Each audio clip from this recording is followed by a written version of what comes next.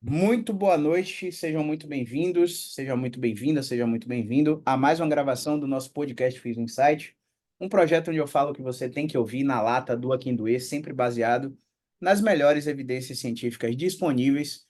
E hoje a gente tem um convidado mais do que especial, que está há quase 5 anos no nosso grupo, Dr. Kellerman Santos, direto de São Paulo. Muito boa noite, Dr. Kellerman. Boa noite. Agradecer pela sua disponibilidade, né? Apertar sua agenda aí para a gente falar um pouquinho sobre um caso que é muito negligenciado na prática clínica dos fisioterapeutas. Um caso que, na maioria das vezes, gera uma dor residual depois de um tratamento de coluna, depois de um tratamento de quadril, joelho, e o fisioterapeuta não sabe nem para onde vai, porque está acostumado a só alongar, fazer eletroterapia, e por aí vai. Beleza? A gente vai desmistificar as dores crônicas nos pés, dá uma ênfasezinha à fasciite plantar, sem sombra de dúvidas. É o que mais aparece de queixa nessa região do corpo. E eu queria que você, se você quiser pular o roteiro e falar o que você vai lembrando aí, você fica à vontade. Mas eu vou tentar seguir o máximo possível do roteiro aqui para a gente conversar, beleza? Não, beleza. Até porque o roteiro já tem bastante coisa. Separei que eu pensei nas principais dúvidas, né? Que as pessoas podem ter relacionado a esse quadro, né? E eu gosto, vamos começar explicando o que que é a tal da fasciite plantar, né? Jogue duro. Na, re- Na realidade, ela é uma desordem musculoesquelética, né? Que sobrecarrega ali alguma estrutura de tecido mole ali no calcanhar. Geralmente os sintomas são na base do calcanhar ali, na borda inferior, mais para medial, pode ter uma dor na sola do pé e geralmente os sintomas aparecem, né? Quando você vai acordar, dar os primeiros passos pela manhã, o paciente relata que ele parece que tem um prego entrando na sola do pé, ou sensação de agulhada, e geralmente atividades de carga na região, o paciente não tolera muito. Então, ficar muito tempo em pé, ou às vezes fazer uma atividade física, como a corrida ou a caminhada, são condições que limitam, né, esses pacientes. Então, basicamente isso, é uma dor que acontece ali na borda do calcanhar, na borda medial do calcanhar, principalmente, e associada a esses sintomas, mas pela manhã a dor nos primeiros passos e que impede muito o paciente fazer suas atividades do dia a dia, de caminhar, de correr e tudo mais. Boa. Eu, particularmente, pratico ciclismo, né? Esporadicamente.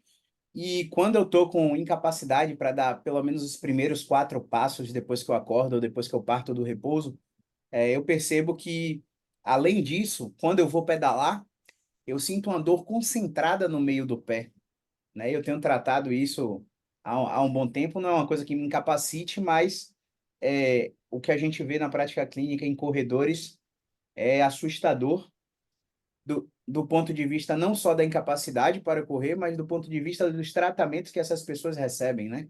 Ozonioterapia, terapia neural, ventosa, liberação miofascial.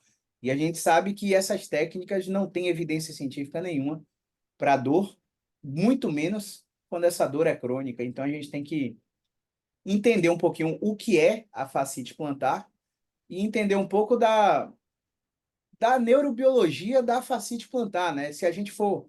Ah, na terminologia da palavra vem como faceite, ite de inflamação, facei de fáscia.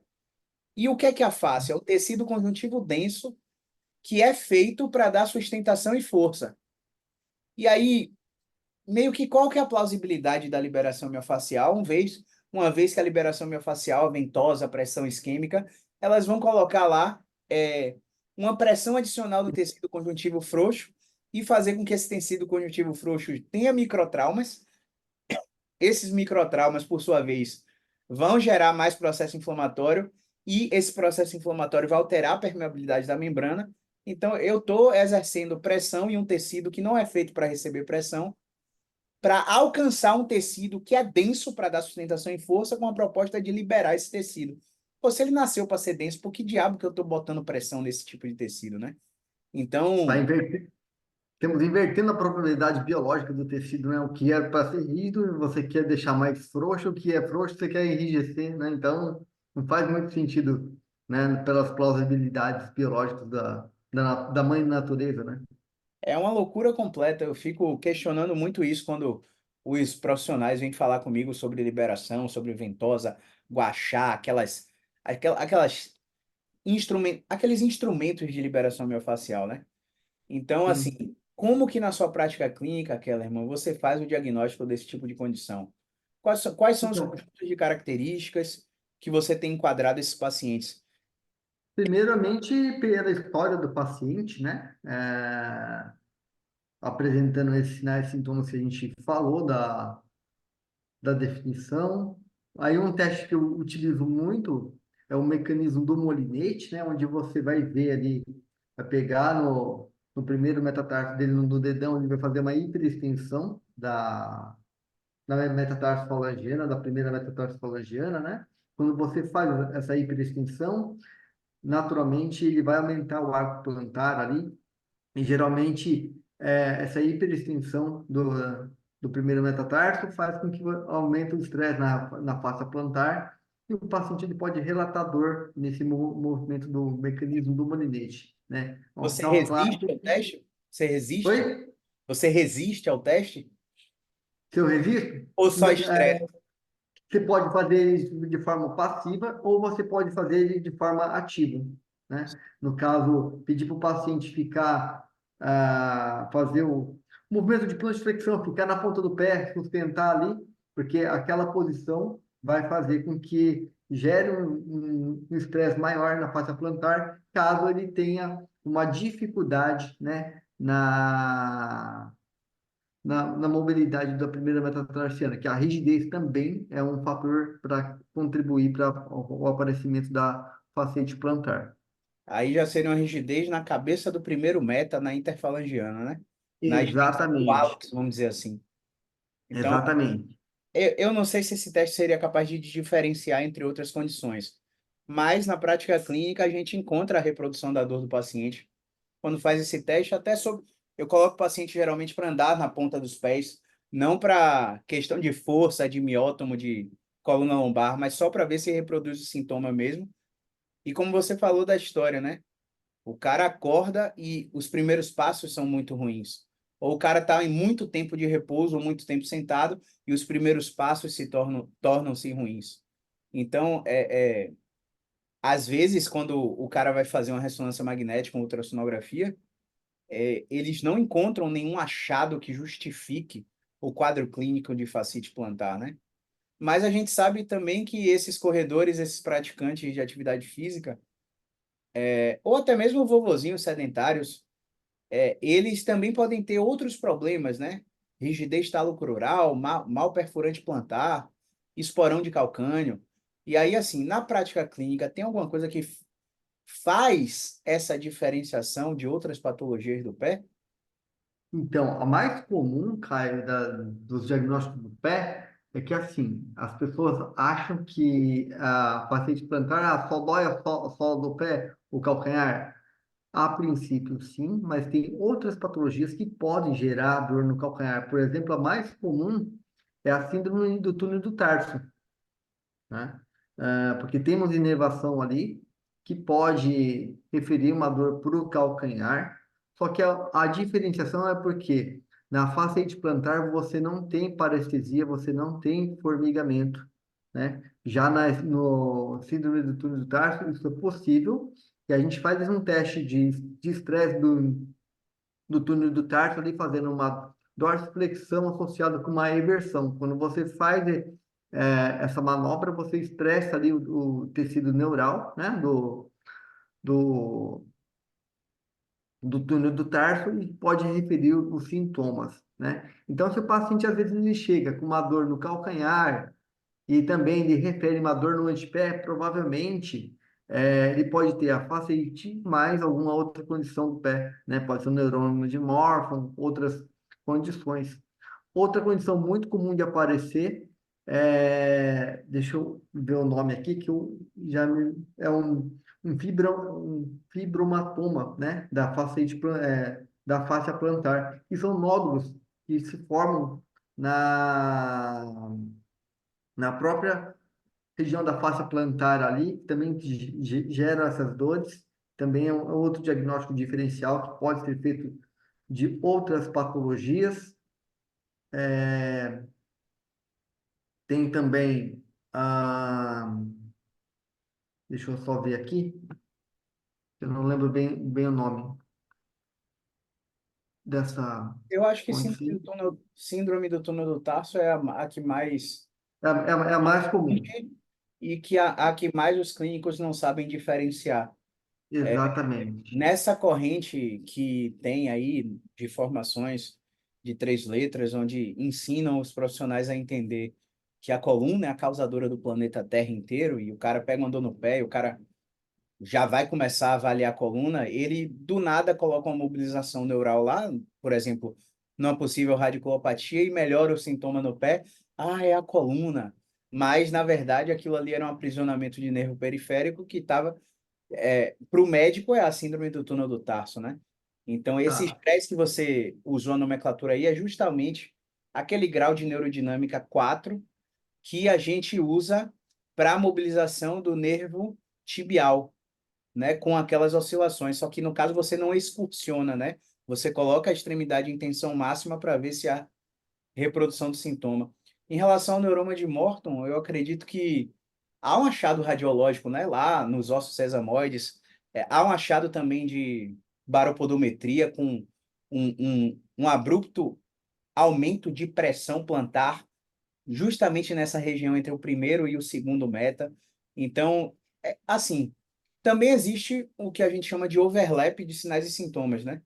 Às vezes Sim, uma coisa tem muito sintoma parecido com outra, mas a gente está querendo aqui diferenciar, não para dizer que o tratamento vai mudar, mas só para mostrar para exatamente. vocês que existem condições que são completamente diferentes.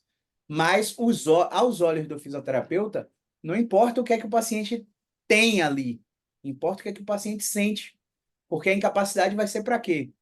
Primeiros passos, duração da atividade física, é, mobilidade de tornozelo, controle de interósseos, né? A sensação de Sim. dor, né? Medo, hipervigilância e todos aqueles fatores contextuais que a gente já conhece. Então, a gente está tratando baseado na resposta do sintoma do paciente. Sim. Mas é Além importante de entender que existem outras condições também, né? Inclusive as que não condições, respondem. condições reumáticas também pode aparecer, né? Onde o paciente pode ter uma dor no calcanhar ali, e por mais que você faça com exercício, esse paciente não vai melhorar se ele estiver na fase ativa do processo inflamatório ali, reativo, né? Acabei de lembrar aqui do nome da patologia que eu queria falar, né? Fibromatose plantar, que é o similar àquela doença do Dupuytren, que é tipo, dá umas enrugadas, que acontece muito na mão, que vai os dedos, eles vão entortando, né? E vai formando aqueles tendões mais grossos na palma da mão. Isso também acontece no pé, só que no pé não tem os dedos não deformam, né? Só formam aquela calosidade com os nódulos, né? Que chama da fibromatose plantar ou doença de Ledder-Rose. Nesse É, caso, tava- já seria considerado reumática também? Nesse caso, não, não é, não, entraria sim, entraria com causa Ficaria reumática, nos quadros reumáticos, né?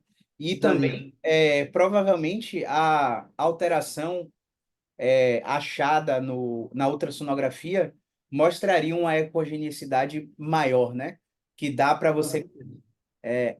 inferir que o achado da ultrassonografia está compatível com o que a gente encontra no exame físico, já entraria num quadro de dor específica que provavelmente Sim, nós, como fisioterapeutas, não teríamos habilidade de lidar sozinhos, né? Então precisaríamos, com certeza, aí de um médico assistente, seja clínico, reumatologista ou anestésio, para lidar melhor com esse tipo de condição. Mas beleza, perfeito. falando assim em diagnóstico diferencial para dores nos pés, tem uma pergunta que é muito simples e que eu tentei desmistificar um pouco há minutos atrás, que é a questão da afacite plantar ter relação com a coluna lombar. O que é que você pensa disso? Então, pode ter, mas muito menos do que a gente acha que é, né? Como muitos já falam por aí, né? Pode ter uma condição de lombar, porque a gente sabe que na lombar tem grupos de nervo que mandam informação para todo o membro inferior, né? Então, primeira hipótese, a gente pode usar, fazer os testes na coluna ali para ver se reproduz ou modifica o sintoma, né, dessa condição. Não modificando, então a gente vai investigar outras articulações. No caso da fasciite plantar, Caio, 30% dos casos tem envolvimento diretamente só do pé. Os outros 70% é distribuído entre coluna, quadril, tornozelo, quadril e joelho, por exemplo, né? Então, apenas 30% das fasciite plantar, de fato, tem envolvimento do pé, né? Então, os outros 70% a gente vai distribuindo entre outras articulações próximas, né? Que pode estar afetada ali mecanicamente e sobrecarregando a face plantar. Entendi. E você tem um dado que o paciente chega para a gente falando que nossa, meu pé tá latejando. Como que você interpretaria isso aí? O pé tá latejando e assim, se a fascite plantar é capaz de gerar inchaço nos pés, edema nos pés. Sim. Não. Fasciite plantar, ela não gera nenhum tipo de edema, mas ela pode gerar essa dor latejante, sim, nas fases agudas, principalmente. Mas edema não tem relação com a fazer de plantar. Você pode ter o edema porque você ficou há muito tempo sentado ou fez uma atividade que seu corpo não está totalmente preparado, e aí você pode ter um edema nos pés ali. Mas falar que a facete plantar gera ou causa um edema, não causa edema, é só uma sensação mesmo. E a questão do latejamento é mais na questão, numa fase mais aguda mesmo, isso pode acontecer. Entendi. O que é que você acha, Kellerman, fugindo já do tema, fugindo do roteiro, eu digo. O que é que você Claro. acha dessa galera que está investindo em tecnologia, está comprando aquelas máquinas de game ready, de reboot recovery, de compressão pneumática para esses tipos de dores assim de membro inferior, com aquela promessa de, meu Deus, acelere a sua recuperação com o nosso recovery. Não dá para não ter viés falando disso, tá? Então a gente já declara aqui que há um conflito de interesse absurdo nessa Sim. fala, porque foge um pouco do que a gente prega em consultório, mas eu quero que você dê a visão mais racional possível desse tipo de intervenção para esses quadros de dor. Assim, Caio, eu já tive contato, né, quando eu frequentei vários eventos da FONAP, então eu via muito disso lá, o pessoal vendendo essas máquinas, bota pneumática e tudo mais, falando bastante do recovery. Eu vejo da seguinte maneira, tenho colegas que trabalham com isso aqui, mas eu particularmente prezo da política, da minha, que é oferecer é, o bom e barato, o mais barato para o paciente.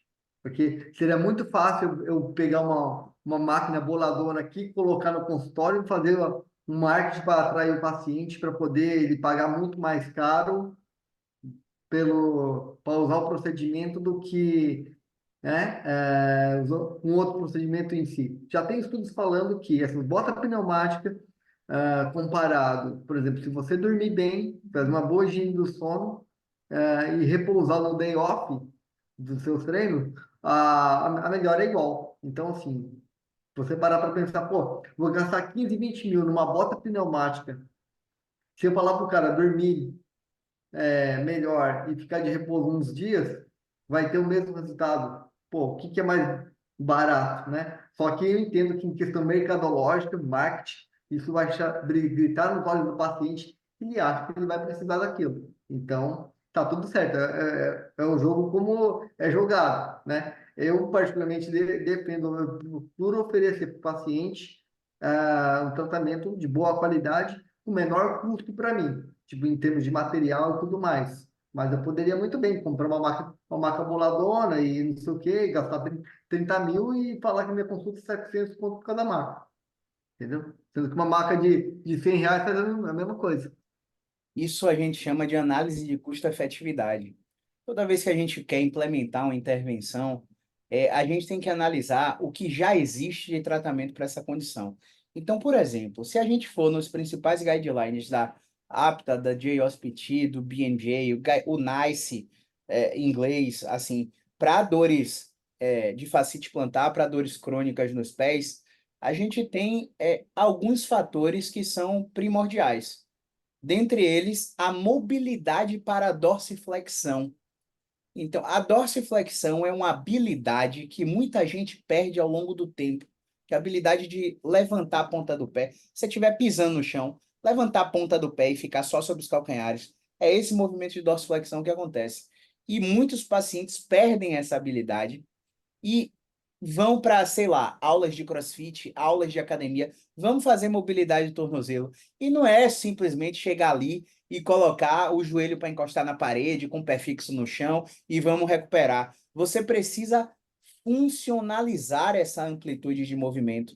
Você precisa colocar o paciente na função que ele precisa para que essa dorsiflexão seja, vamos dizer assim, utilizável. E aí, voltando ao ponto da tecnologia que eu levantei aqui agora, essa análise de custo-efetividade, quando a gente faz um paralelo com recuperar e funcionalizar a mobilidade de dorsiflexão e recuperar a força global de membros inferiores, ou seja, eu estou fazendo um agachamento, mas é para tratar o pé, não é tipo fortalecer quadríceps. O aumento da força global do membro inferior já diminui a intensidade das dores nos pés.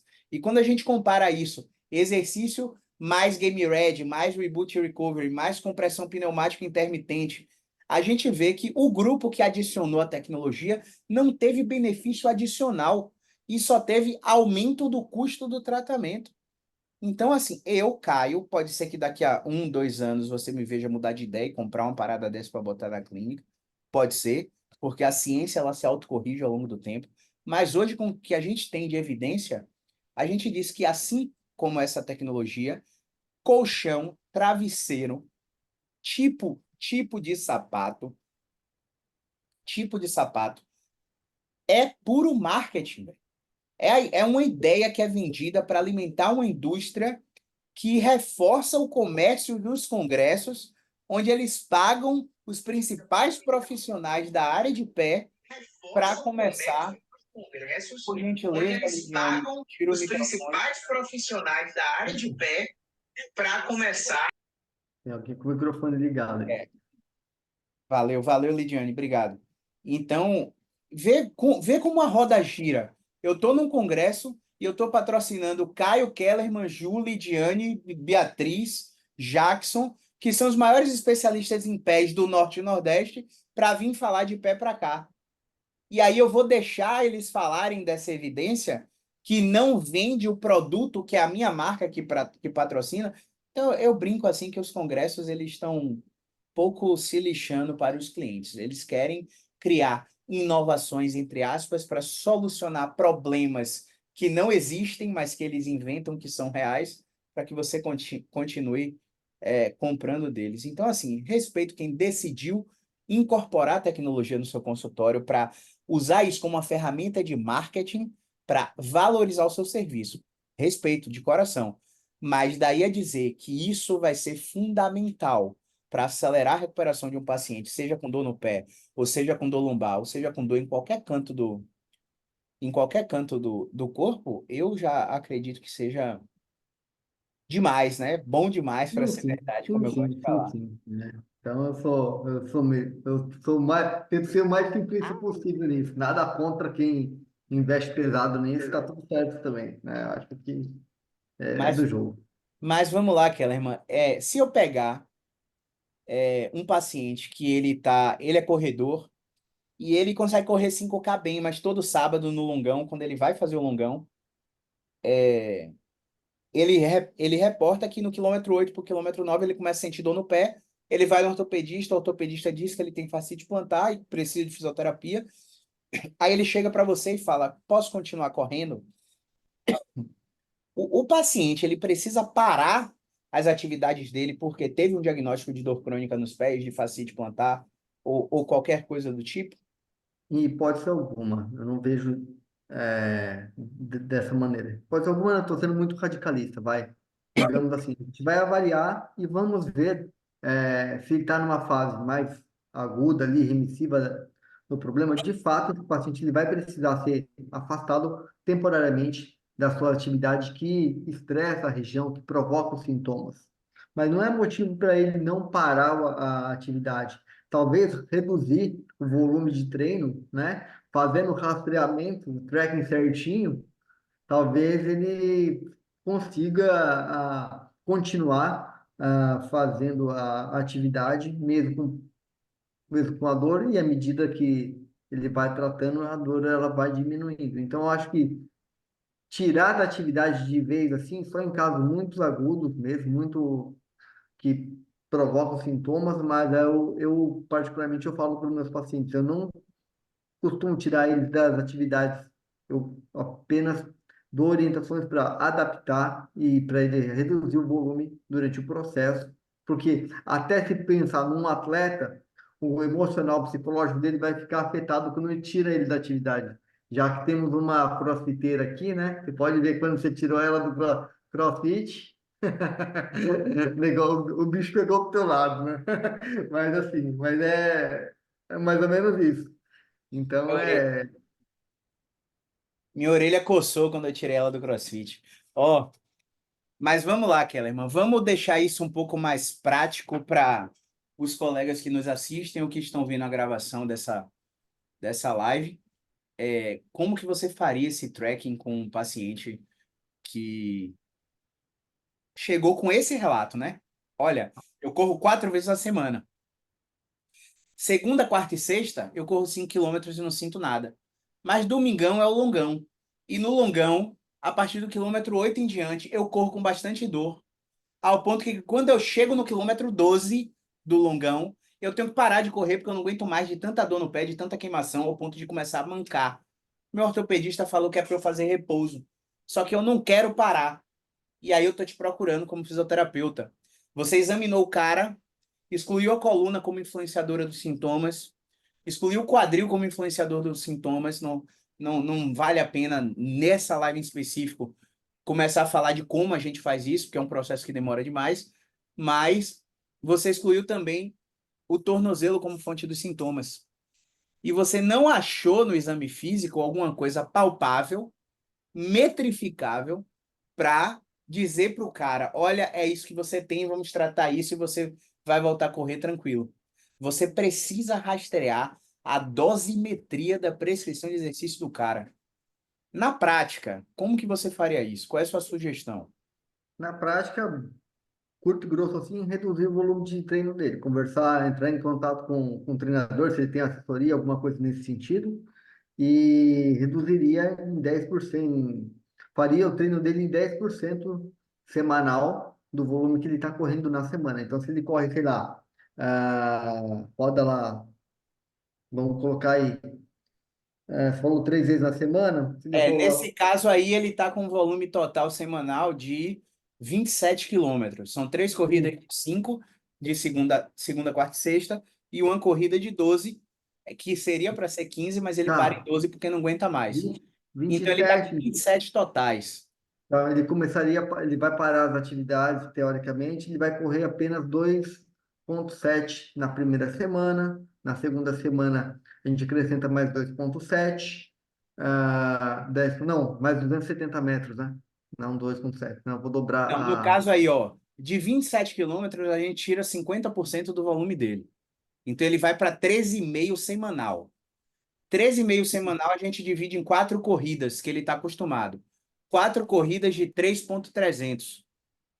Então, Isso, em uma semana, eu só fiz reassurance, eu só fiz educação em dor, eu só fiz orientação para a próxima semana de treinamento, com redução de 50 a 70% da carga e do volume. No caso de um corredor, a gente faria esse cálculo. e bota num papel mesmo para mostrar para ele, explica por quê. Que a gente vai impor e inferir que ele não está fazendo a progressão sistemática como as bibliografias de aptidão física recomendam. Ele não evolui semana após semana, 10% do volume, ele simplesmente ele corre 5K na segunda, aí quarta ele faz um fartlek com 10 tiros de 400 metros, aí chega a sexta ele faz um regenerativo porque domingo tem longão. A Juliana deu risada aí porque ela corre também, deve estar fazendo alguma coisa parecida. Ah, tá. Aí, beleza. Uma vez que você reduziu 50% do volume, você monitora sem intervir. Talvez esse cara nem precise de um plano de tratamento. Se ele voltar ainda mal, aí sim a gente vai tratar de acordo com a condição diagnóstica que a gente achou. Mas a maioria das vezes que a gente faz isso aqui, o paciente volta muito bem. Aí agora o lance é, ele fez a semana de deload. Uma vez que ele fez a semana de deload, como que a gente expõe ele gradativamente ao volume de exercício novamente? Então, assim, agora sim, a gente vai expondo ele 10% do volume semanal, né? Que ele vai fazendo. Então, se ele está lá, começa com 2,7, a gente vai colocar 270 metros a mais Sim, até chegar numa determinada semana. Quinta, sim, sexta semana, a gente reduz mais um pouquinho, metade.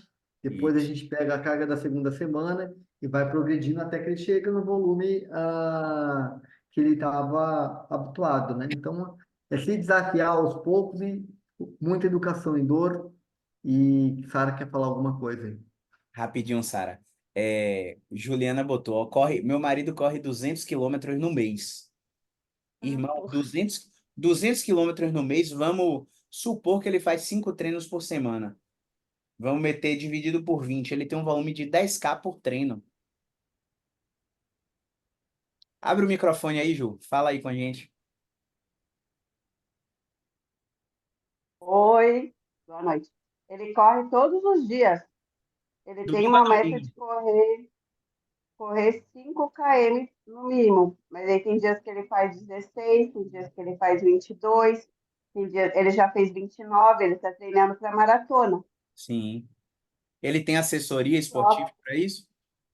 não, ele tem a turma, o grupo de corrida, e ele vai pegando assessoria com os colegas mais experientes. Sim. Mas eu vou orientar ele, só que o difícil é fazer ele não correr ou diminuir a demanda, porque ele não quer. E a dor dele é só quando ele acorda, quando ele põe o pé no chão, bastante não consegue firmar o calcanhar, depois passa. Ou se ele ficar muito tempo sentado, também daí vem a dor de novo. Uhum. Sim. Ó a analogia com minha garrafa rosinha, ó. Eu tô correndo 5 vezes na semana e eu tô metendo demanda dentro da minha capacidade musculoesquelética. E aí eu preciso do tempo de recuperação para esvaziar a minha capacidade musculoesquelética para impor demanda de novo. Se eu não tenho essa recuperação, essa garrafinha transborda. E o transbordar, meu irmão, pode ser uma dor no ombro, não necessariamente no pé. O transbordar pode ser uma dor de cabeça. O transbordar pode ser uma hipersensibilidade à luz do sol, que o cara começa a usar óculos do nada. No caso de corredor, é óbvio que é mais comum ter uma dor no joelho, ter uma dor no quadril, ter uma dor no pé. E qual que é o lance? O lance é que quando ele tem a dor, ele acha que está lesionado. Quando ele acha que está lesionado, ele procura ortopedista. Quando ele vai no ortopedista, ele faz o exame de imagem. Quando ele faz o exame de imagem, ele acha tudo que já estava lá e que nunca doeu na vida dele. E aí o ortopedista foi treinado para quê? Para encontrar que aquilo ali é a causa da dor dele. Vamos corrigir aquilo ali. E aí começa o ciclo absurdo da indústria da doença. Saca? Então, existe uma linha na prescrição de exercício que respeita alguns princípios: individualidade, especificidade, reversibilidade, destreinamento, sobrecarga. E o principal é esse de sobrecarga, onde a gente gera uma demanda, essa demanda gera uma supercompensação, essa supercompensação gera uma necessidade de recuperação e você impõe uma nova demanda de 10 a 15% a mais que a semana anterior, para que ele siga evoluindo, só que a sobrecarga ela tem um limite. O tempo vai passando ao longo dos anos e o cara não vai correr 42. Os treinos de quem vai para maratona para 42 são até 30, 32, 33 quilômetros. Ninguém treina 42. O cara treina 33, descansa e vai para o sacrifício na prova. E depois da prova tem que ter deload. Então, se ele não respeita isso aí, vira e mexe, ele vai acumular a capacidade da garrafinha, vai transbordar ml de água, e esses ml serão suficientes para, uma dor no pé aqui, uma dor no joelho ali. E agora, desculpa aí, porque eu tô falando demais, né? Mas já já eu dou a palavra para a Sara e para a Kellerman de novo. Caio, eu fiz triatlon por um bom tempo, emagreci demais, perdi 32 quilos, fiquei flácido, e aí fui orientado a fazer musculação, porque fiquei flácido, porque não fiz musculação junto com o triatlon. E agora eu sou apaixonado por musculação. E eu desenvolvi duas tendinopatias reativas nos cotovelos. E eu tratei essas tendinopatias com tudo que você imaginar e nada melhorava. Quando chegou na semana 16, do nada a dor sumiu. E eu fiz a adaptação, né? Eu comecei a tirar todo o volume de carga que pegava os extensores do punho e comecei a respeitar essas semanas. Eu rastreio todo o meu volume de exercício por 4 semanas. Na quinta semana faço o deload. Rastreio por mais 4. Na quinta eu faço deload. Nunca mais eu senti dor no cotovelo. Mas eu tenho certeza que se uma ultrassonografia passar aqui no meu cotovelo, eu vou achar uma ecogenicidade, né, no meu tendão dos extensores. E se um ortopedista ver aquilo, vamos fazer uma infiltração, vamos fazer um PRP, vamos aplicar um Civinskyzinho. E, cara, eles não estão errados, velho, porque eles foram treinados para isso. E se eles não têm a visão científica da coisa, eles vão oferecer tratamentos inertes para todos vocês. Assim, olha o quanta coisa a gente já falou e o tema principal é uma dor no pé. Né? Que louco. Então, Sim. a gente deseja sorte pro seu marido aí, né? Que ele respeite a progressão e que ele faça a maratona como ele quer, mas que ele busque uma assessoria esportiva para realmente individualizar o trabalho de progressão com ele. Sara, por favor, jogue duro se você ainda lembrar do que você queria falar. Lembro, não é nada tão complexo, não. É que na hora que tu falou assim, que talvez o paciente nem precise de um plano de tratamento. Euzinha, depois de ter passado pelo processo, eu nunca deixaria um paciente sair sem plano de tratamento. Porque, experiência própria, tá? E vocês falam se vocês concordam comigo. A gente é muito teimoso. Se tivesse me soltado, meu filho, eu tinha ido, ó, aí ia ficar recidivando, recidivando, recidivando até umas horas. Então, hoje, atleta que chega pra mim, eu não vou deixar ele sair. Ou, das duas numas, ou eu vou avisar, como eu fiz pra um atleta lá da boxe. Ele destravou, destravei ele, e tudo, ele foi pra uma competição. Eu falei, ó, vai dar merda. Deu, e aí agora ele quer desistir. Porque a gente fica frustrado quando a gente vê que não, que tá ruim de novo, né? Então hoje eu abriria o jogo e ofereceria assim, ou então, porque senão a pessoa vai embora. E eu confesso que eu, no meio do processo, eu quis parar o cross também. Eu acho que se eu não tivesse uma box, eu teria ficado muito desanimada, muito desanimada. Mesmo estando em tratamento com a pessoa que eu confio. Então, acho que cabe todo mundo oferecer, assim, um. Eu acho, né? Minha opinião. Eu E, concordo, Sara. Eu vejo assim que hoje, depois que o Caio tanto martelar na nossa mente, todos os pacientes que eu dou alta, sem pestanejar, eu ofereço a parada de recorrência sem dúvida nenhuma, porque eu falo, vai acontecer de novo, e já falo para eles. E não é porque eu estou rogando praga que aconteça, não, porque eu sei que vai acontecer, exatamente. né? E aí eu deixo o paciente livre. Pô, você quer continuar, quer fazer, faz sentido? Ah, vou fazer, não, vou esperar mais. Tá tudo bem. O importante é que eu fiz ali o papel de orientar ele, e se ele quiser fazer ó, todo o processo, ok, né? Mas antes eu dava alta e achava, não, pode fazer o que você quiser agora que tá tudo certo. E na realidade não é bem Sim. assim. Aí dava 2 semanas depois o cara voltava, piorei, falava, caraca, o que que aconteceu, né? Aí você começa a se culpar. Uhum. Será que O eu que é que eu dei alta na errei? hora errada? É, Hã? o que é que eu Será que eu errei? dei alta? É? Será que eu dei alta na hora errada? O que eu errei, né? E na realidade, às vezes você nem errou, mas é a questão de você não ter alinhado isso com o seu paciente depois da alta faz total diferença. Hoje em dia, sem pestanejar, eu falo, ó, seu tratamento começou, hoje eu dei alta para uma paciente, falei, seu tratamento terminou aqui, você não está bem, mas a senhora já tem um histórico de recorrência e eu tenho um plano de recorrência para a senhora. 3 meses, a cada 15 dias, se a gente quiser fazer, ela falou, vou fazer, tá tudo certo e assim vai. O paciente ele não quer se sentir abandonado. Quando você dá alta para o paciente, ele está completamente inseguro para ir para o mundo, para ir para academia, para ir ser assessorado por alguém que não entende de dor como você. Então, tudo que a gente faz de plano de recorrência, a gente consegue reverter vários nocebos que o paciente recebe no mercado, né? Tipo assim, ai meu Deus, é a condromalácia patelar. Ai meu Deus, é a fibromialgia. Ai meu Deus, é a fascite plantar. É o esporão de calcânio. Porra, a parada já tava lá com você, velho. O que é que aconteceu na sua vida? Essa é a questão. Agora uma reflexão também aí para os corredores de plantão, já que a gente tá falando de dor no pé. Imagine que a gente faz todo esse trabalho. Pega um cara que tá com 27 quilômetros semanais. E aí, há quanto tempo que você tá treinando nesse volume? O cara gagueja. Ele não sabe dizer para você. Então, você acha que você já está treinando nesse volume há mais de 4 semanas? Ele, com certeza, há uns 3 meses que eu tô assim já. Eu, 3 meses? Imagina que o cara passou 12 semanas no mesmo volume, sem recuperar. Eu descanso sábado e domingo. Cara, não é suficiente você descansar sábado e domingo, velho.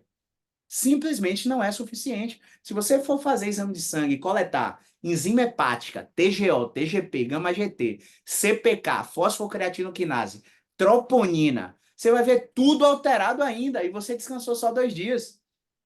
Então, é bem verdade que existe uma relação não linear entre o marcador laboratorial e a percepção subjetiva de esforço do praticante de atividade física. Porque às vezes ele diz, meu Deus, eu estou voando, e os marcadores estão todos alterados. Às vezes ele, nossa, como eu estou lascado de cansado, e os marcadores estão tudo ok. Então não é uma relação linear, mas assim, é o que a gente tem. E aí eu desafio os corredores, imagina o marido de Ju correndo, e aí você botou o cara no deload. E ele, só pode 4 quilômetros essa semana. 4 quilômetros segunda, 4 quarta, 4 sexta. É só isso. E aí passa um corredor amigo dele do lado, num fartlek, num tiro de 500 metros, um tiro de 1.000 metros para descansar 30 segundos. Ele se empolga e vai, velho. O corredor, o praticante de atividade física, ele estimula a mesma área do cérebro de quem usa drogas, velho. É o mesmo centro cerebral superior. Então, quando você desafia aquele praticante, o estímulo de competitividade vai. E aí a gente cai naquela merda de se comparar com a intensidade do outro e não olhar para o você ontem. E aí o bicho começa a pegar. A Juliana quer falar, por favor, vai lá, Ju. Caio, quando você fala em fazer o deload, que é o descanso, né? Sim, O descanso é do volume de treinos, não só da corrida, né? é porque não liberou ainda essa aula da mentoria para ela, né? Mas Porque ele faz musculação e sim. ele faz bike, ele não faz só a corrida. Então, Sim. ele faz a musculação, a bike e a corrida diária. Só que a musculação e a bike não é. A musculação é 5 vezes por semana e a bike. Ele acabou de falar para mim que o pé vai descansar em janeiro, porque em janeiro ele vai um dia andar de bike e um dia correr. Só que, para fazer esse deload, eu contabilizo todos os treinos, não só o da corrida, né? Será que Ou dá não? pra... Exatamente. E tipo, será que dá para explicar isso para Juliana só hoje? Não tem como, né, velho? Porque assim, ela vai ter que rastrear exatamente tudo. E no caso dele, que é pedal, corrida e musculação, né? Pedal, corrida e musculação, não vai ser métrica só de carga, né? Vai ser métrica de intensidade e volume também. Então, é os pesos para membro inferior que ele vai ter que controlar, volume total de séries por semana, quilometragem do ciclismo que ele vai ter que controlar e quilometragem de corrida. E se a corrida tiver fartlek, treinamento de intensidade, ele vai ter que controlar ainda o fartlek da corrida. Geralmente é 1 ou 2 vezes na semana, a depender da modalidade, mas vai ter que controlar a zorra toda. E se ele não fizer isso através de um diário de treino, ele vai estar fazendo volume lixo o tempo todo. E aí, às vezes, não desemboca em dor. Às vezes desempolga, nossa, minha disposição tá uma merda. Nossa, meu cansaço tá demais. Não tô conseguindo dormir, tô com dor de cabeça, a imunidade caiu, fiquei gripado. E não sai. E tá tudo normal no exame de sangue. Entende? Só que quanto mais atividade física acima do volume máximo recuperável que o praticante faz, mais o metabolismo age como agente imunossupressor. E aí, como agente imunossupressor, você fica fadigado, suscetível a diversas tendinopatias reativas. Do nada aparece uma dor no joelho que você está no pilates, na musculação, e nada resolve o diabo da dor no joelho. Aí você avalia o joelho do cara, o joelho dobra, estica, roda, torce, e a dor não é reproduzida, e você não sabe o que foi. Ah, mas eu não achei nada no exame físico. O que é que o profissional destreinado faz? Sua dor é desproporcional ao estado dos tecidos. Você tem uma síndrome dolorosa crônica. E aí o cara sai com mais um rótulo na vida dele. Enquanto a única coisa que ele precisava fazer era um deload e respeitar os princípios de sobrecarga constante. Então, assim, quando essa aula for liberada para você na mentoria, você vai abrir um mundo sob seus pés, minha amiga. Que você vai ficar desesperada para assistir 10 vezes a aula. Mas é isso aí. A filosofia é essa daí. Mas existem várias métricas que você vai ver lá para poder quantificar isso e dar segurança na prática esportiva de seu marido e de seus pacientes também. Massa. Show. Show de bola. Que temos mais aí, Kellerman? Puxa aí, você que tá com o roteiro, nem sei mais. Já falou, voltou.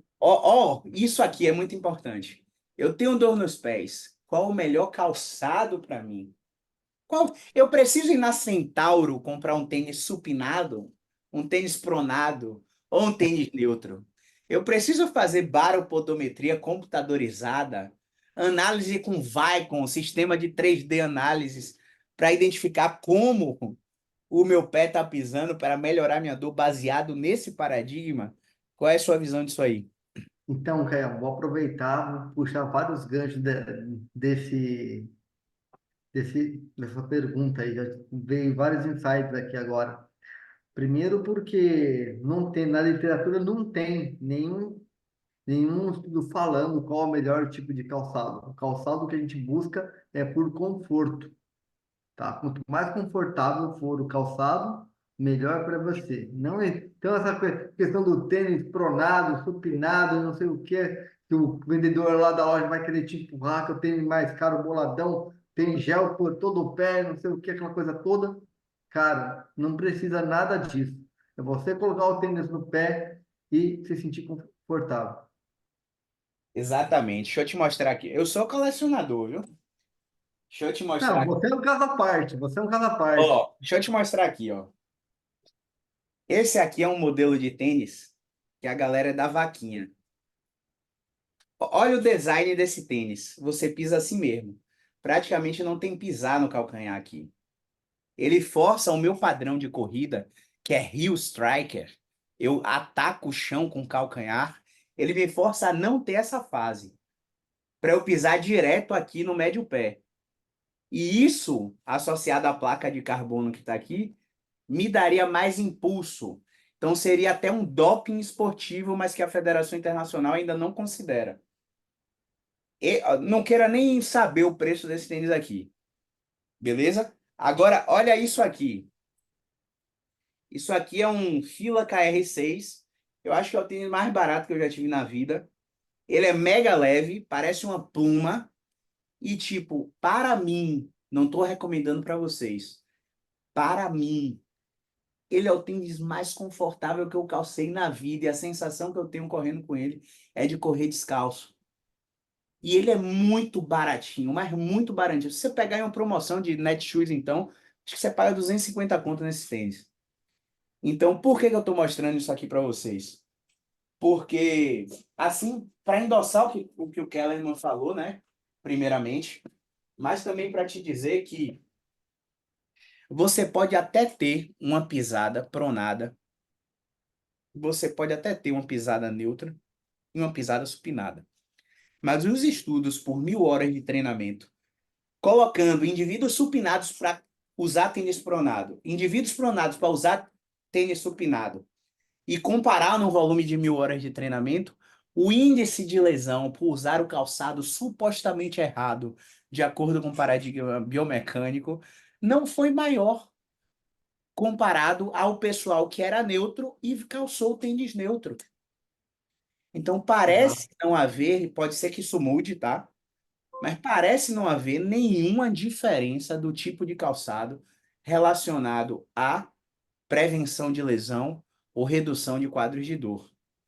Se a gente quiser falar métrica de performance, aí a gente vai analisar lá o Eliud Kipchoge, né, que foi o campeão da maratona de Boston há não sei que anos atrás, e a gente vai ver que ele usou um Adios Pro da Adidas, logo que lançou, e que ele tem uma entressola muito alta, nem sei se é entressola o termo, e isso fez com que o tempo dele diminuísse. Mas são tantos fatores que a gente não consegue controlar que foi só o tênis. Porque tem hidratação, tem sono, tem treino, tem descanso, tanta métrica que a gente não pode chegar, botou o tênis e o cara ganhou a maratona por causa do tênis. Então, esse é um mito grotesco que eu já vi. Eu já vi, assim, pacientes comprarem tênis como esse que eu mostrei para vocês, na esperança de diminuir dor no pé por fascite plantar. Fazer palmilha por isso. Eu já recebi dois pacientes muito importantes aqui na minha cidade que compraram um colchão eletromagnético porque isso ia melhorar a dor de coluna dele. Você quer saber? Eu vou falar qual o preço do colchão que eles pagaram 25 mil conto no colchão, irmão. E Imagina. melhoraram, e melhoraram com flexão em pé, com o pé no pé no degrau. Um melhorou com isso e um melhorou com flexão deitado. Então, assim, minha consulta poderia ser cobrada 25 mil? Poderia. Claro que poderia, eu resolvi o problema do cara. O cara comprou colchão de 25 mil, velho. E é algo muito interessante que você está falando, Caio, que o pessoal não sabe, é que existe um outro mundo dentro da facete plantar, cara. Tem subgrupos dentro da facete plantar, Sim, né? É isso que é. Então, o que que acontece? Você pode ter uma facete plantar por uma rigidez no pé, uma hipomobilidade, uma hipermobilidade, um déficit de descarga no joelho também pode gerar um problema no quadril. Então, são grupos totalmente diferentes e as abordagens são diferentes. E o que que a gente vê? Você vai no YouTube lá, exercício para paciente plantar, todo mundo alongando. Agora, cara, não faz sentido você passar alongamento para um cara que tem o pé hipermóvel, entende? E aí, por exemplo, o que que eu costumo fazer na minha prática?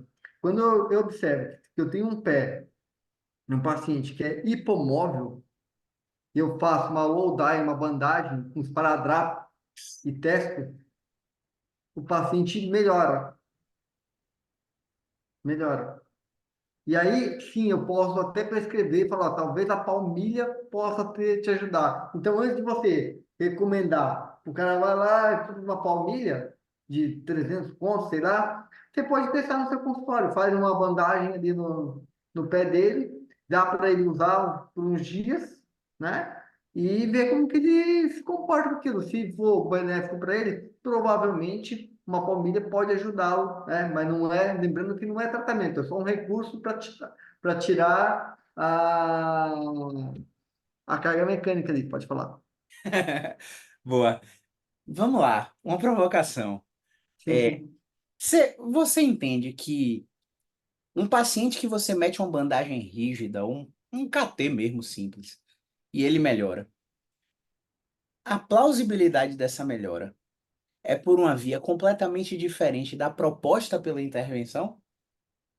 sim, Porque, por exemplo, você vai meter uma bandagem rígida para diminuir o desabamento do arco plantar, para fazer com que ele estimule o que muitos chamam de foot core. Já não bastava ter essa parada de core no abdômen, né? Agora é foot core também, para ser mais sofisticado. Ele vai conter o desabamento do arco plantar na pronação excessiva, né, do tornozelo, para reduzir a dor, porque ia diminuir a vantagem mecânica. Só que quando o paciente melhora com uma parada dessa, é por via de modulação de resposta do sintoma, e não porque mudou a análise biomecânica. Tanto que tem estudos Sim, concordo. do Leporassi, do Paulo Lucarelli, aqui no Brasil, e de um outro que eu esqueci o nome lá no exterior, mostrando que quando a gente vai para o Vicon, que é um sistema de análise 3D, onde o paciente coloca marcadores pontuais reflexivos em cada parte do corpo, e um computador analisa a passada, a corrida desse cara, não há alteração biomecânica do ponto de vista que a intervenção corrigiu aquele movimento. Mas mesmo assim, esse paciente melhorou. E vamos lá, quais Sim. são os fatores que fazem esse paciente melhorar? Se a gente parar para pensar, a gente tem viés de memorização, efeito Hawthorne, expectativa do paciente, né, que contribui demais para um placebo positivo, né?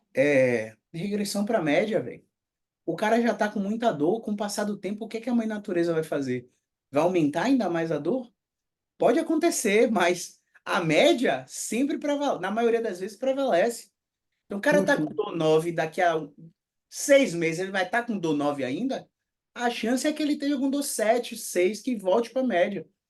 E aí, quando um cara melhora com isso, e eu, como terapeuta, falo: olha, tá vendo? Corrigimos a sua biomecânica. Vamos usar o tape, a gente está colaborando para a maior merda que está acontecendo no mundo, não só de dor no pé, como de dor crônica, que é o nocebo. Não. Sim, sim, mas o exemplo que eu estava referindo não era na questão de corrigir a mecânica, e sim Sim, apenas sim. de gerar um sintoma, aliviar o sintoma, de uma forma temporária. Por exemplo, eu falo para você, eu sou usuário de palmilha. Sim. Cara, falar para você, falaram para mim, a palmilha sua de conforto, tal, tal, tal, né? E porque eu sentia muita dor na parte lateral do pé ali, né? Meu pé ele é supinado, então eu pisava, eu tenho uma pisada de supinação. Aí o cara fez a palmilha para mim e tal. Cara, comecei a usar, melhorou demais. E quem disse que eu tiro essa palmilha do tênis, velho? Não tiro. Nem que eu armado. Por quê? Cara, fui ver meus tênis, a borda toda comida. Quando eu olhei, falei, caraca, velho. Sem brincadeira, cara. É tão desproporcional, cara, assim, a parada que em 3 meses já tava a borda toda comida do tênis. Eu olhava e falei, caraca, piso muito torto. Comecei a usar a palmilha, cara, meu tênis durou. Não tem mais a, não come mais a borda. Eu falei, cara, realmente o negócio funciona, né? E aí, o que acontece, cara? Hoje mesmo, tipo, eu posso tirar que eu percebo que, tipo, não tem diferença nenhuma, eu não sinto diferença nenhuma, né? Mas ainda mais por questão de preservar o calçado mesmo. Eu ainda acho. Não que, de fato, isso protege meu calçado, né? Você está falando do viés de memorização e tal. Você fala, pô, comecei a usar a parada, meu tênis começou a gastar menos, né? Pô, legal, né? Mas se eu for falar para vocês que eu acredito que é por conta da palmilha, não. Mas eu... Não, o tênis é por causa da palmilha. Se o cara pisa supinado e ele bota uma palmilha para diminuir a supinação, é óbvio que a borda, é óbvio que a borda do tênis vai desgastar muito menos. Porque se você pisa assim e o cara bota uma palmilha para você fazer isso, é claro que a borda vai desgastar. É estritamente mecânico. O que eu estou questionando reflexivamente é que Sim. será que essa correção é a causadora da redução da dor na maioria dos pacientes, como os Ah, palmilheiros pregam? não. E Ah, não, assim, não. a articulação é estruturalmente comprometida para precisar de uma palmilha? Não sei, não te avaliei, não sei como era na época, mas sei que você tem uma questão de quadril aí importante, né?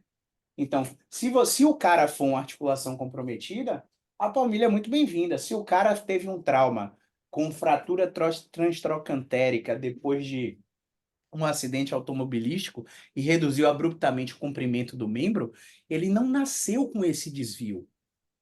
Ele não foi envelhecendo e pela dominância o desgaste foi maior em uma perna do que de outra. Ele teve um trauma, ele fez uma cirurgia. A cirurgia reduziu o comprimento ósseo. Então, daqui que o corpo dele se adapte, é importante que ele tenha uma palmilha ali para nivelar. Então, são condições e condições. O que eu tento bater sempre é que os terapeutas, eles generalizam essa parada para funcionar para tudo. E assim, Exato. cada caso é um caso, entende? Principalmente quando a gente fala de dor crônica. Pô, vai melhorar uma Sim. dor crônica no pé com palmilha, rei? Ah, É muito esquisito, é muito esquisito. É no já mudando um pouquinho, até no Choosing Wisely, né, tem aquele documento que prescreve, contraindicam o uso de palmilha, né, para tratar dor lombar. Tem lá uma recomendação. Todo mundo achava que nem os osteopatas utilizam, né?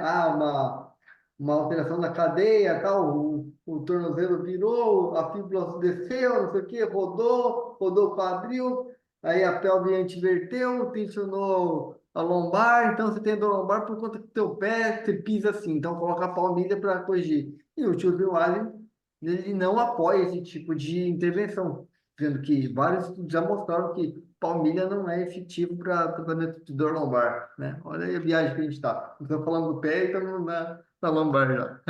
Mas vamos lá, continue. Então, assim, só falta um e a gente faz as considerações finais. Não, tranquilo. Vamos lá, em relação a essa questão do choosing wise ali, né? Pô, você pegar uma recomendação de diversos experts, e não é expert tipo, ah, sou especialista em coluna em pé, não, meu amigo. O cara tá com o nome lá no Expertscape, como os maiores publicadores científicos do planeta Terra. Qual o maior especialista em dor crônica do continente da América do Sul, vamos dizer assim? Você vai lá no Expertscape e vê lá a listinha dos 10 primeiros, né? E, Sim. tipo, você vai contestar o que um cara desse que está ali mostrando a evidência para você está falando, é muito difícil. Se o paciente melhorou, muito provavelmente não é por causa dessa correção biomecânica, é por causa de outros fatores contextuais. O Elvis brincou aqui, Caio César, onde eu devo estar em posição 590 lá no Expertscape. Ó, deixa eu te falar, a última pergunta aqui. Quanto Fica à tempo é vontade. necessário para melhorar um quadro de dor crônica no pé, um quadro de fasciite plantar? Já que nós temos convidados aqui, né? Vamos perguntar para eles se eles acertam, né? Sara, Sarita, quanto tempo você venderia um tratamento de facete plantar para o seu paciente? Estou com facete plantar, doutora, em quanto tempo eu preciso tratar? Eita, facete plantar, depende. Depende do depende quê? depende do quê? É igual aquela irmã tava distraída aqui. É o aperto de mente ao vivo, papai. Ivo! Depende se a pessoa acredita, qual a crença dela, por que esse pé dói, o que que ela pratica. Não enrola. Tempo. Quanto tempo?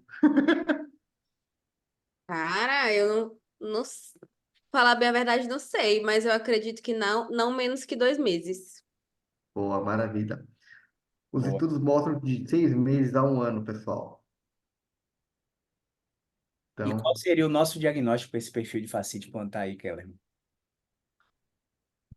você fala da apresentação clínica? Sim. Eu classificaria como lesão de tecido mole, né? Então, ali de tendinopatia reativa, então como se fosse uma tendinopatia reativa, só que com um prognóstico um pouco maior. Geralmente, as tendinopatias a gente trata em torno de 12, 16 semanas. Já uma fasciite plantar, ela pode ser tratada em torno de 6 meses a um ano. E aí sim, não tendo resultados, esse paciente pode ir para uma cirurgia, né? Então, E todas as evidências para a cirurgia de fascite plantar até o momento são completamente inconclusivas. totalmente. Totalmente. Não Isso não tem quer como dizer que garantir nada. você tenha melhora. Então, assim, prognóstico de uma fase de plantar em torno de 6 meses a um ano com tratamento aí, né? Com os pacientes. Ela, irmão. Diga.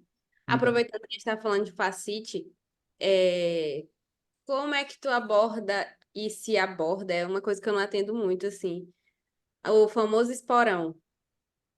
Então, vamos lá. Coisa? É uma dúvida muito comum isso, as pessoas acharem que esporão e facete plantar é a mesma coisa? Não, não é, né? Vou trazer lá o que a gente comentou no início da live do Caio, que faceite tem esse termo de it, porque é inflamação. Na realidade, esse acontece na fase aguda, tá? Então, vai ter aquela dor, vai ter aquele desconforto todo. Então, it é uma inflamação na fase aguda. Já na fase crônica, o que que acontece? Acontece um espessamento da face, ela fica mais grossa. Já não é mais um processo inflamatório. Então, ela começa no processo inflamatório e vai evoluindo com o aumento da espessura da face. Isso a gente vê em exame de ultrassonografia. Mas agora eu já esqueci a sua pergunta mesmo. O que você perguntou? Do Como que se aborda esporão. o esporão de calcânio? Da mesma maneira, não importa o esporão, não vai modificar o tratamento da facete plantar. Os estudos já mostram que, independente do paciente que tem esporão no calcânio e facete plantar, não modifica a forma de tratamento. Então, você vai tratar com igual. 60% das pessoas sintomáticas com facete plantar têm esporão de calcânio. E apenas 60%? das pessoas Sete. que têm, 60% das pessoas que têm facete plantar pode ter esporão de calcânio e o esporão de calcânio modificou a conduta em apenas 2% dos casos. Interessante, olha. Loucura, né? Então, a Ju perguntou aí, o que especificamente, né, vamos utilizar no tratamento, Keller? Olha, eu fazia tratamento com facete plantar, basicamente com exercício, né? E o exercício que eu fazia era borrachinha lá, puxando, inversão, inversão, aquela coisa, plantiflexão, Não aquela usava coisa. óculos escuro, não? Hã? Não usava óculos escuro, não? Não, não, não, não, não. Já usei também. Embora tenha estudos dizendo que o laser pode também ajudar em alguns casos, mas eu não utilizo.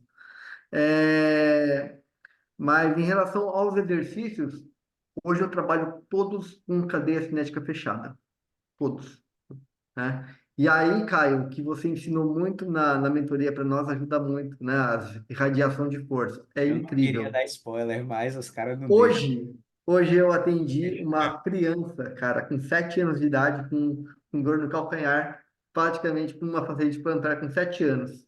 Eu falei, cara, como é que eu vou agora atender uma criança com 7 anos, né? Meu Deus. E assim, a gente tem que ser lúdico, né? E é uma coisa que eu não sou, é lúdico com criança. Mas brinquei com ela ali, me empurra, força, força, força. E fluiu bem, cara, fluiu bem. Então, assim, incentivando a descarga de peso, né? Usando o tronco, né? Usando o braço para a perna. Então, hoje tem vários exercícios que a gente utiliza.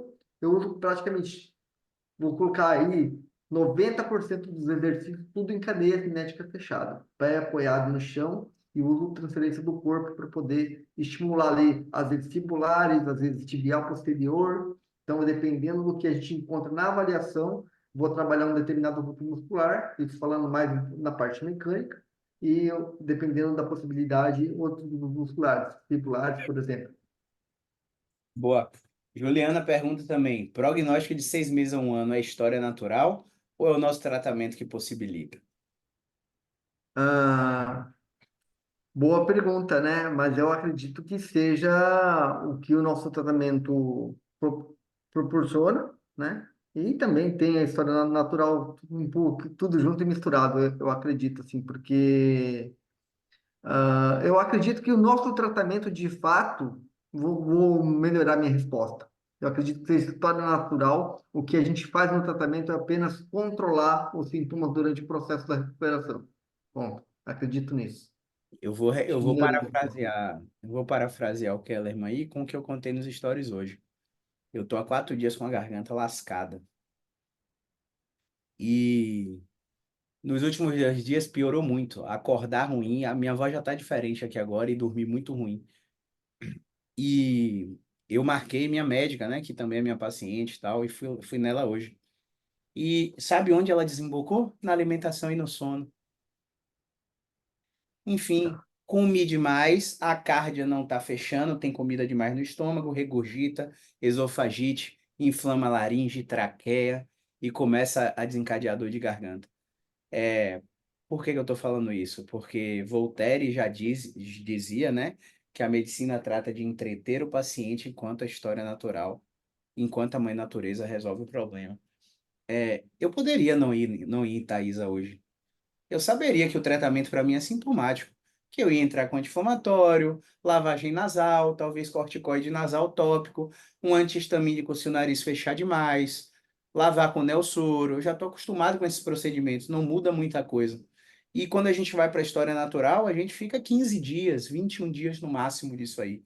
Só que eu prefiro, como paciente, buscar a Thaisa, que é uma médica fora de série, para receber as orientações dela, até para especificidade de remédio. Hoje ela me passou um remédio que eu não conhecia, né? E eu já tomei a primeira vez. Então, eu acho assim, eu acredito que é a história natural, não é o nosso tratamento. Assim como várias outras condições. Quando que é o nosso tratamento? Quando eu tenho certeza que a história natural já passou. Sim.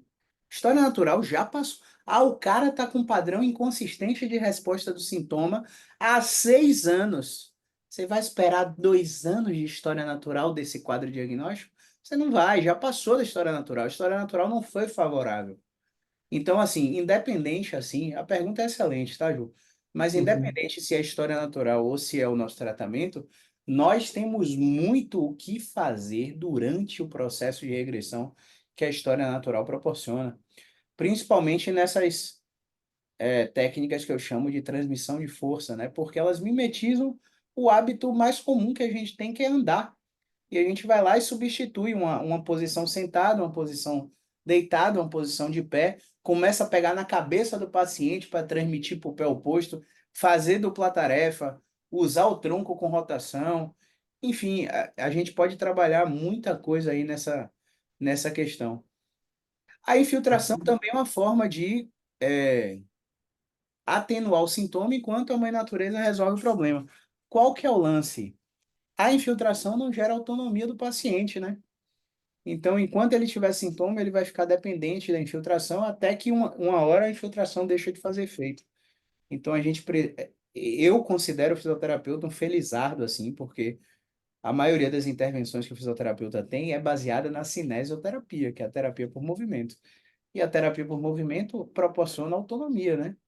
Então, se você for para congresso médico, se o médico deixar você se inscrever no congresso deles, você vai com a camisa de não prescritor, porque eles têm orgulho de prescrever a parada, de poder prescrever a parada. E tá tudo bem, eles estão certos.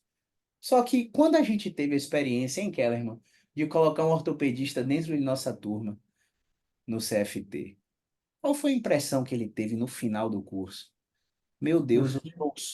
eu sou só um prescritor. Não, foi no curso do Léo Ávila, não foi? Foi do Léo Ávila? Foi, foi. Do Léo Ávila, exatamente. O cara se sentiu com a mão amarrada e falou, cara, eu só prescrevo e É, mais nada, né? isso é louco, velho. Porque existe uma fase que ele precisa entrar mesmo com diprospan, com infiltração, com medicação. Só que o lance é que quando a medicação faz efeito, o paciente esquece que fisioterapia existe. E aí não faz o que tem que ser feito enquanto a medicação está tendo o boom. Quando a medicação acomoda que para de fazer efeito, ele fica trocando o resto da vida, aumentando dose, e não faz o que tem que ser feito. Aí o bicho realmente pega, né? Sim, sim. Então, considerações finais aí, meu patrão. O que é que você tem para dizer para pacientes, primeiro, e para fisioterapeutas a respeito das dores crônicas nos pés?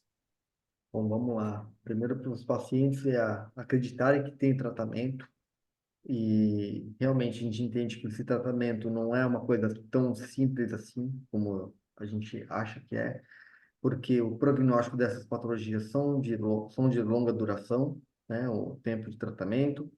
E, claro, buscar o tratamento da melhor maneira possível, não é ficar fazendo só terapias passivas, tem que ficar ativo, participar do tratamento, de fato.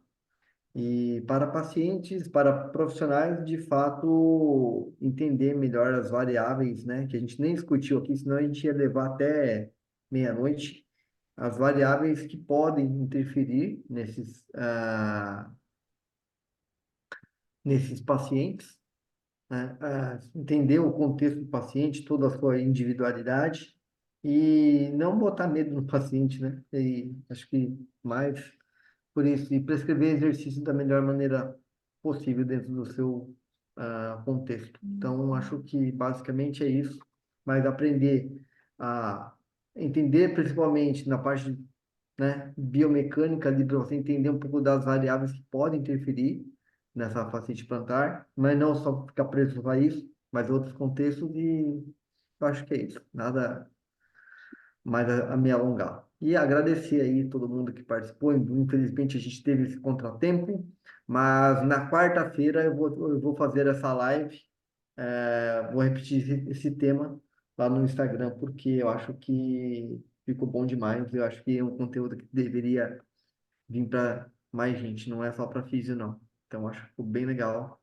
E agradeço ao Caio pela oportunidade aí de dar sempre pontapé lá nas lives, quando ele coloca pra gente, vambora. E hoje a semana vai ser puxada. Eu falei, live na Ave segunda, Maria. live na quarta e aula na quinta, rapaz, olha, O bicho vai final de pegar. ano promete. Bom, considerações finais, tanto para pessoas comuns como fisioterapeutas. Longa duração baseada em quê? Baseada no que eu acredito que é demorado, porque eu estou acostumado a dar resultado rápido e duradouro para meus pacientes. Porque o paciente está com dor há 10 anos, meu amigo. O paciente está com dor há 5 anos. E você está com medo de ofertar um tratamento de 6 meses a 1 ano. Porque você acredita que é demorado. Porque o seu chip, você tem um software na sua cabeça que foi pré-programado para vender resultado rápido e duradouro, baseado em um estudo que é observacional e que não pode inferir causalidade. Um estudo grandão aí de um grande instituto parou e falou para vocês que X% das dores nas extremidades vem da coluna, blá, blá, blá, blá, blá, blá, blá, blá, blá. O estudo não tem o delineamento para inferir causalidade, para dizer que a parada vem da coluna. E essa generalização foi sendo transferida por um bocado de guru da internet, fazendo uma cascata de profissionais acreditarem nesse processo. Então, se tudo é desarranjo, se tudo é obstrução, se tudo é bloqueio de movimento, para que eu vou aprender a tratar a extremidade? Para que eu vou aprender a tratar pé, tornozelo, punho? Deixa o paciente operar do túnel do carpo lá. Deixa ele fazer a cirurgia do pé fronte. Eu não trato isso, não. Paciente crônico é chato, difícil, vamos encaminhar. Isso é caso de psicólogo porque você está implantado com chipset de resultado rápido e duradouro. Então, eu questiono de novo. Longa duração baseada em quê? E aí eu questiono novamente. Você não sabe, mas 20% dos seus pacientes podem te pagar 10 vezes mais do que você cobra. E você só não sabe disso porque não oferece. E você só não oferece porque quando o caso é de manejo de média a longa duração, você não acompanha, você não trata, você não estimula fluxo de manutenção, de recorrência. Então você não oferece. Mas deixa eu te falar uma coisa aqui. Um membro do nosso grupo, recentemente, acabou de vender um plano de tratamento de 9 meses a 12K. 12K em um paciente, rei. E logo depois ele largou lá a mensagem, ó, cara, se eu não tivesse com vocês, eu nunca teria vendido dessa forma. Então não adianta você sair por aí procurando, ai meu Deus, me ensina a vender plano de tratamento. Ai meu Deus, me diz como é que você faz isso aqui. Porque existe um passo a passo que vai do zero até a venda. Vai da sua captação no Instagram, vai do seu uso no TikTok até o olho no olho com o paciente. Beleza? E assim, especificamente para pacientes, reforçando tudo que o Kellerman disse aí. O sistema quer vocês doentes. O sistema lucra com vocês doentes. Então, quanto mais exame o sistema puder fazer, quanto mais procedimento o sistema puder prescrever, eles vão prescrever. Porque o modelo do sistema é uma coisa que a gente chama de fee for service. Quanto mais procedimentalização, mais eles ganham do seu plano de saúde. E o que é que acontece com você? Você não tem resultado, você se frustra, você acredita que já passou por tudo que existe no planeta Terra de tratamento, só que a verdade é que não passou.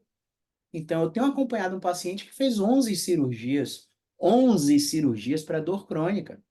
E a gente sabe que dor crônica não se opera. Existem critérios para se operar. Então, 11 cirurgias, rei. Porque a informação de, eu já tentei isso, eu já tentei aquilo. Nada do que ele tentou era baseado em ciência. E ele está hoje há 5 meses comigo e a dor dele continua igual. E você me pergunta, você está frustrado, Caio? Nem um pouco. Porque quando eu faço o Ozoestre nele, o Ozoestre dele está em 20% já. O Ozoestre dele chegou em 64% e está em 20%. E eu só sei que ele está melhor porque eu uso o questionário. Se eu não usasse questionário, eu não ia saber que ele está melhor. Então, paciente, o sistema te quer doente. Você precisa buscar uma coisa fora do sistema. Beleza? Então, essa live vai ficar salva dentro do YouTube lá. Eu vou ver se eu consigo converter para jogar no Instagram. Se você ficou com alguma dúvida, eu e o Kellerman vamos ter caixinhas de perguntas agora nos stories. Você manda que amanhã, ao longo do dia de consultório, a gente responde você. E essa live também vai subir para o Spotify para você assistir dirigindo, treinando, ou limpando a cozinha, como eu acho que a Lidiane está aí agora, que ela sempre assiste aí arrumando a casa. A Flávia talvez cuidando do filho, escutando. Então, o podcast é uma coisa que funciona muito bem, né? Para a galera que está com muita demanda em casa, por aí vai. E é isso, pessoal. Essa semana ainda tem mais live, a gente vai divulgar aí o tema. Quinta-feira tem o segundo encontro desse ciclo de mentoria. Então, a gente vai falar sobre comunicação para a mudança de comportamento. O Kellerman vai ministrar essa aula. E a segunda aula a gente vai falar sobre tratamento das tonturas e hipofunções vestibulares. E se você está aqui até agora, é importante que você entenda por que esse conteúdo é primordial para você. Porque existe uma coisa entre, vamos falar aí que você recebeu 8 pacientes com dor lombar. 8 pacientes com dor lombar. No mesmo dia. Os 8 pacientes têm subcategorias de dores crônicas completamente diferentes. Os 8 pacientes podem ter 14 classificações diagnósticas fisioterapêuticas completamente diferentes. Os 8 pacientes podem ter mecanismos pelos quais a dor melhora completamente diferentes. Resposta sintomática, padrão cinesiopatológico, mecanismo de reprodução e remissão, uma abordagem baseada em mecanismo. E você precisa aprender a integrar tudo isso. Uma vez que você entendeu tudo isso aí, eu preciso clarear na sua mente que em apenas um paciente, as coisas que eu acabei de citar podem acontecer simultaneamente. Eu posso ter 2, quiçá 3 diagnósticos na mesma pessoa e você está tendo um resultado limitado porque você não sabe disso. Então, um dos principais do que eu chamo DACs, duplas apresentações clínicas, é a tontura. A tontura vem com a enxaqueca, a tontura vem com a dor cervical, a tontura vem com a dor na TM, a tontura vem com zumbido somatosensorial, a tontura vem com dor visceral, que é manifestada no abdômen, por exemplo, com influência da torácica. Então, a tontura é uma das principais DACs que existem. Se você maneja bem tontura e hipofunção vestibular, quando essas apresentações clínicas simultâneas aparecerem na sua frente, você não vai gaguejar, velho. Você não vai perder o contato visual com o olho do paciente. Você vai continuar passando credibilidade para ele. E a grande chance de quando você falar assim, ó, olha, Kellerman, você tem 2 problemas. Eu tenho uma notícia boa e uma ruim.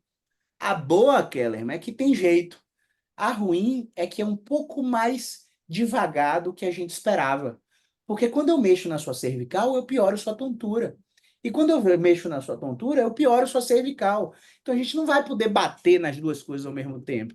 A gente vai ter que bater em uma coisa de cada vez e te dar um plano de ação para executar em casa com o único objetivo de gastar menos o seu dinheiro. Você vai vir menos vezes aqui, porque eu vou te ensinar o que é que você tem que fazer em casa. Dito tudo isso, eu não consigo te atender em menos de 6 meses. E o valor do meu tratamento em 6 meses custa 6 mil reais e eu parcelo em 12 vezes. Mas se você fechar hoje, eu fecho uns 5.019 reais no Pix. Como fica melhor para você? Crédito ou Pix? e o grilo começa a tocar, ó. Lembra do grilo? Cri, cri, cri. E você não fala mais nada. Cri, cri. Eu vou fazer no Pix, Caio. Ah, beleza. Um paciente deixou R$ 5.019 e você trabalhou em 1 hora e você vai ter que atender ele mais vezes? Vai. Mas eu acho que R$ 5.019 é o salário de 95% dos fisioterapeutas do país e você ganhou em um paciente. Porque você sabe manejar duplas e triplas apresentações clínicas. Eu sei que você pode estar aí escutando e aprendendo de orelhada, né? Achando, ah, já sei como é que ele faz, vamos fazer igual. Você pode tentar aí, depois você me fala como foi, o que que aconteceu. Beleza? Existe método, existe passo a passo, e é isso que a gente tenta passar para você. Qualquer dúvida, estamos nos stories. Obrigado, Keké. Obrigado, Tamo junto. Lidiane, Sara, que compareceu aí. Grande Juliana, que interagiu. Essa Sara, semana tem muito mais, tá? É só o começo. Ju, quer falar Sara, alguma depois, coisa? Sara, depois que eu apertei, ela sumiu, rapaz. Vai. Ju, quer falar alguma coisa? Show de bola. Keké, quer falar alguma coisa? Não, cara, só agradecer mesmo. Obrigado pela oportunidade. É sempre um prazer e estamos aí. Então, Isso aí. nos vemos aí na quinta-feira agora. Então, valeu, pessoal. Um grande abraço. Lembre-se sempre do que eu vou te falar agora. Movimento é vida. Um abraço.